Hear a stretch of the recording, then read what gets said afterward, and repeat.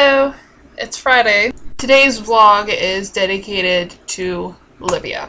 Surprisingly, there are people who are still unaware of what exactly is going on over there, but since those people are Tumblr people, I think we can forgive them for that because the American news stations are not saying anything about it. So this whole thing started a couple weeks ago. Actually, technically it started about 42 years ago when Gaddafi took power.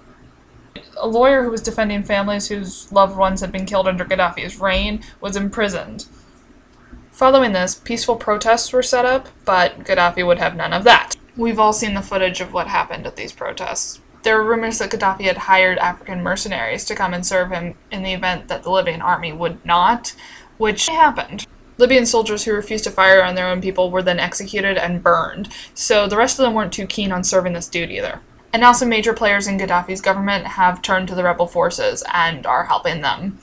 As of the latest reports that I heard, all of Libya is in turmoil right now. East Libya is liberated from Gaddafi's rule, and the rebel forces are now setting up sort of a makeshift government there, and East Libya is safe. West Libya, however, not safe. There's still a very, very long way to go, especially in West Libya. Gaddafi has made statements saying that he will not leave Libya under any circumstances and that he will, quote-unquote, die a martyr.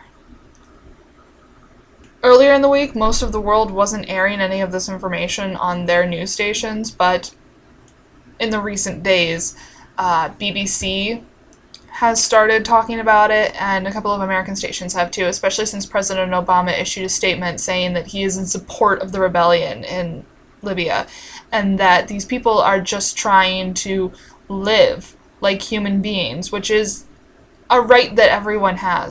A lot of American teenagers have found different outlets to express their emphatic disinterest in Libya. Facebook?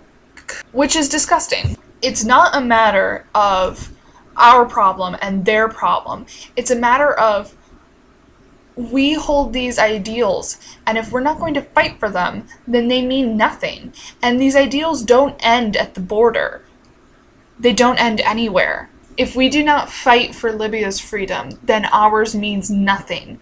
This is our generation's problem. 235 years ago, 56 men gathered to sign a very important document. A document which read, "But when a long train of abuses and usurpations, pursuing invariably the same object, evinces a design to reduce them under absolute despotism, it is their right, it is their duty to throw off such government, and to provide new guards for their future security. Such has been the patient sufferance of these colonies, and such is now the necessity which constrains them to alter their former systems of government." How's that for relevance, America? It's not a matter of Americans, Libyans, Brits, Italians, Africans. It's a matter of people, and whether or not we can find it in us to provide for them the things that people need. Freedom and security. For more information about the situation in Libya, there are some links in the doobly-doo to some Tumblr blogs that I follow that are focusing on that completely. And hopefully they'll be able to provide more coherent information than me. These are the moments that you're going to remember. These are the moments that you're going to tell your kids about.